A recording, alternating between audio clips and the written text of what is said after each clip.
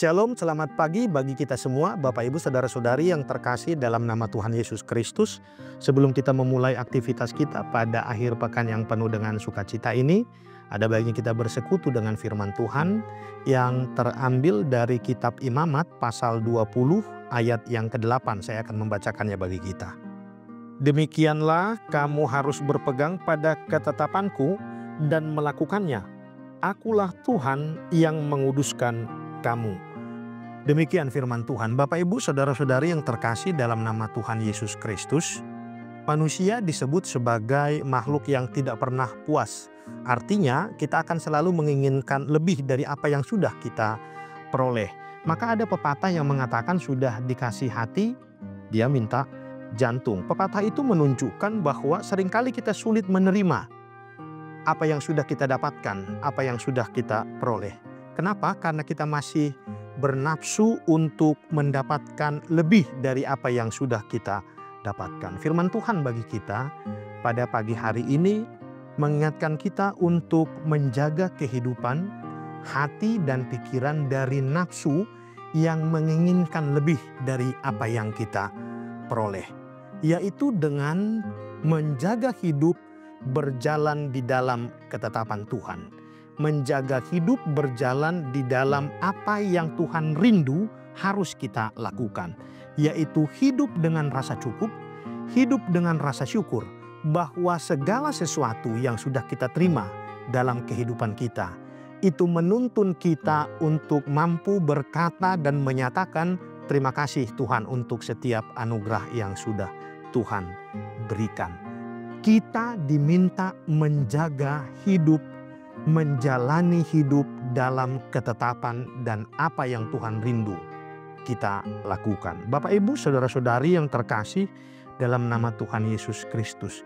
Mengapa kemudian Tuhan meminta kita menjalani hidup seturut dengan apa yang sudah menjadi ketetapan Tuhan? Karena Tuhan menguduskan kita. Tuhan melayakkan kita. Kita menjadi orang yang tadinya tidak layak menjadi layak. Karena keampunan dan belas kasihan Tuhan. Tuhan mengampuni kita untuk setiap pelanggaran dan dosa yang kita lakukan. Itu seharusnya sudah cukup membuat dan mengajar kita mampu berkata terima kasih Tuhan. Untuk kelayakan yang sudah Tuhan berikan. Untuk kemampuan bagi kita mengenal kebaikan Tuhan dalam kehidupan kita. Kita dikuduskan oleh Tuhan. Saya dan saudara adalah gambaran dari orang-orang yang dilayakkan dan dikuduskan oleh Tuhan. Itu sebabnya kita juga mau melihat apa arti pengudusan yang sudah Tuhan lakukan dalam kehidupan kita.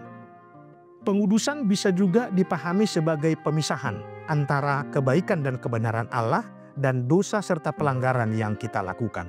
Maka ketika kita dikuduskan oleh Tuhan itu artinya hidup kita dipisahkan antara yang baik dan tidak baik.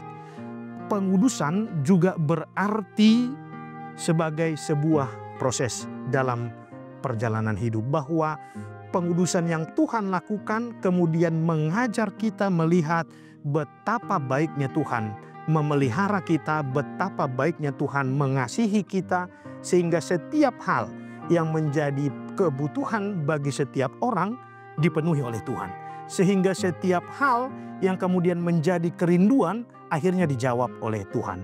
Maka kita kemudian memahami bahwa pengudusan yang Tuhan lakukan adalah sebuah proses pengenalan yang lebih baik terhadap kebaikan Tuhan dalam kehidupan kita.